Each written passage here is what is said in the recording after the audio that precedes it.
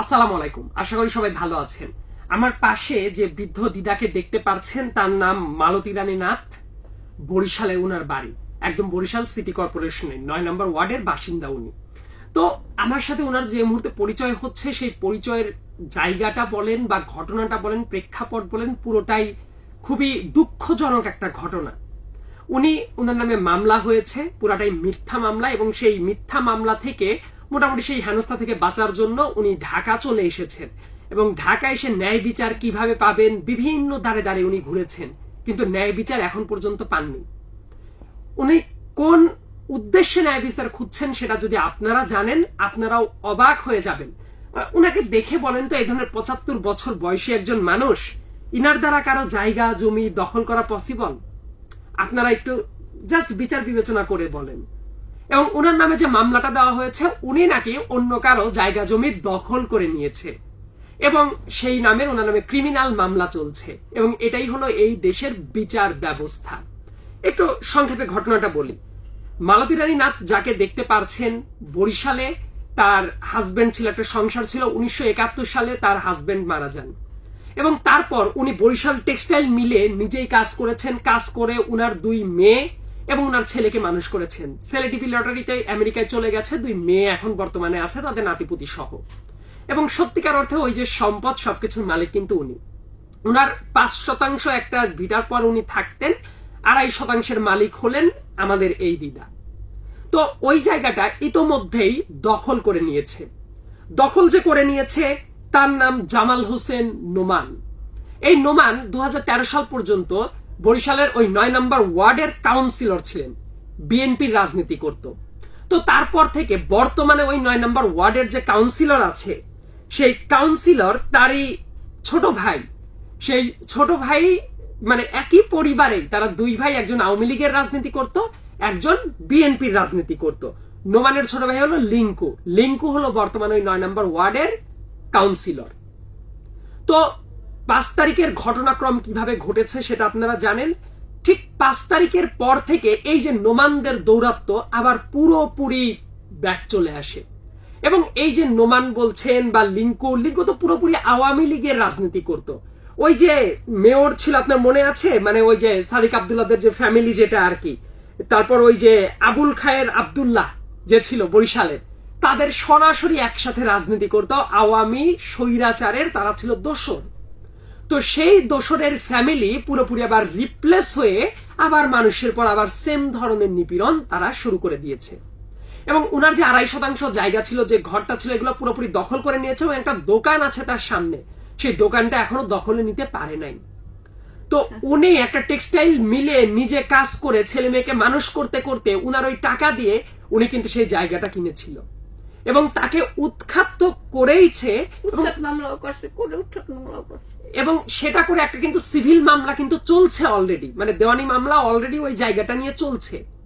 এমনকি সেটার কাগজপত্র তারা মামলার যে তাদের নামে জমির একটা মানে ভাউতাবাজি দলিল তারা তৈরি করে নিয়েছে। তো সেই দলিলগুলো যে ভুয়া, এই ব্যাপারটা নথিপত্র দেখলেই আপনারা সবাই বুঝতে পারবেন, আমিও পরবর্তীতে উপস্থাপন করব সেটা। তো আবার মূল ঘটনাতে চলে যাই।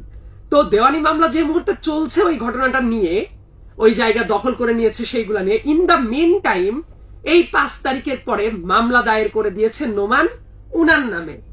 ওই জায়গাটা নাকি, ওই নোমানদার জায়গা নাকি এই বৃদ্ধ দিদা ইনা নাকি দখল করে নিয়েছে, এবং সেই মামলাটা কোর্টে চলমান আছে। তো আমি জানি না যে ন্যায় বিচারটা পাওয়া সম্ভব কিনা, কারণ এই জায়গায় পুলিশের যা অবস্থা, লোকাল রাজনৈতিক পেরিফেরির যা অবস্থা, এইভাবে চলতে থাকলে ইনি কোনো দিন ন্যায় বিচার পাবেন না। আমার কাছে অনেক আশা নিয়ে এসেছেন। আমি ইতোপূর্বেও বিভিন্ন পলিটিক্যাল দৌরাত্ম্য যারা আছে তাদের বিরুদ্ধে কথা বলার চেষ্টা করি। আমার খুবই আশা থাকবে নোমান যে রাজনৈতিক ব্যাকগ্রাউন্ডের ফলশ্রুতিতে এই কাজটা করার সাহস রাখছে, এই ব্যাপারটা তদন্ত করে রাখা উচিত।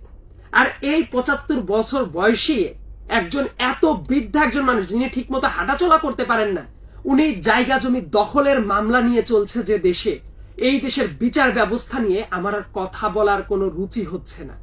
ইনাকে যদি আমরা ন্যায় বিচার না পাইয়ে দিতে পারি, তাহলে আমরা কিভাবে একটা দেশকে স্বৈরাচার মুক্ত করলাম? আমার কাছে মনে হয় যে এই প্রত্যেকটা ঘটনা মিথ্যা হয়ে যাবে।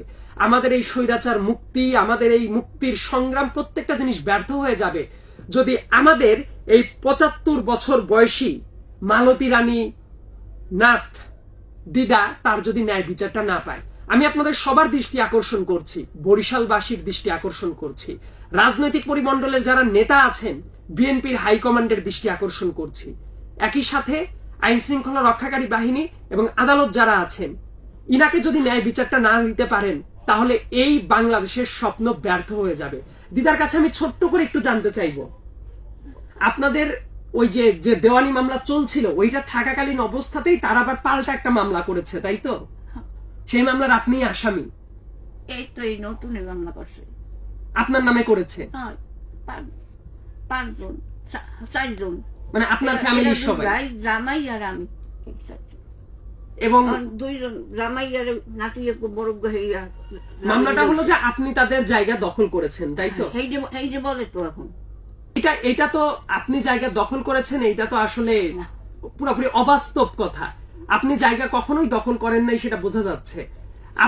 আপনি যে এই যে ব্যাপারটা ফিল করছেন, মানে ওই পলিটিক্যাল ইনফ্লুয়েন্সেই তো তারা এই কাজটা করছে, তাই তো?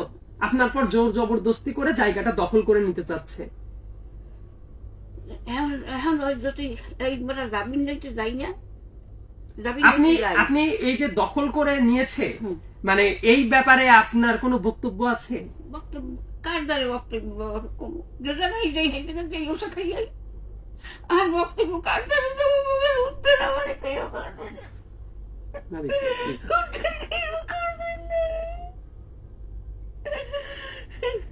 নাইলে লুট হয়েছে, সরকার পতন হয়েছে, তারপর দিন লুট হয়েছে, সেনাবাহিনী রক্ষা করলে, ম্যাজিস্ট্রেট আইসি লাগে রক্ষা করলে, সেটা কি শুনে না? প্রত্যেক জায়গায় জায়গায় ঘুরে, প্রত্যেক জায়গায় জায়গায় ঘুরি, কেউ কোনো ব্যবস্থা নেয়? কোনো ব্যবস্থা নেই না।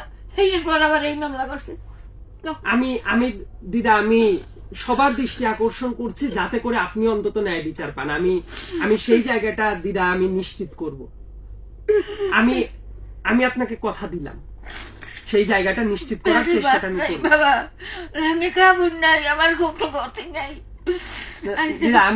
আপনি প্লিজ একটু ঠান্ডা। আপনারা দেখতেই পাচ্ছেন যে অবস্থা কতটা ভয়ঙ্কর। আমার মালতী দিদির যদি ন্যায় বিচার নিশ্চিত না করা যায়, ওই পলিটিক্যাল দৌরাত্ম্য ব্যবহার করে তারা যদি ইনার এই শেষ সম্বলটুকু দখল করে নেয় এবং উনাকেই যদি পাল্টা মামলা দিয়ে ভোগান্তি করার চেষ্টা করা হয়, এটা যে কত বড় বেইনসাফি কাজ, এই ব্যাপারটা সবার অনুধাবন করা উচিত। এই জায়গা থেকে কিভাবে বের হওয়া যায় সেই ব্যাপারটা নিশ্চিত করার জন্য আপনারা সরব থাকবেন বলে আমার বিশ্বাস। ধন্যবাদ।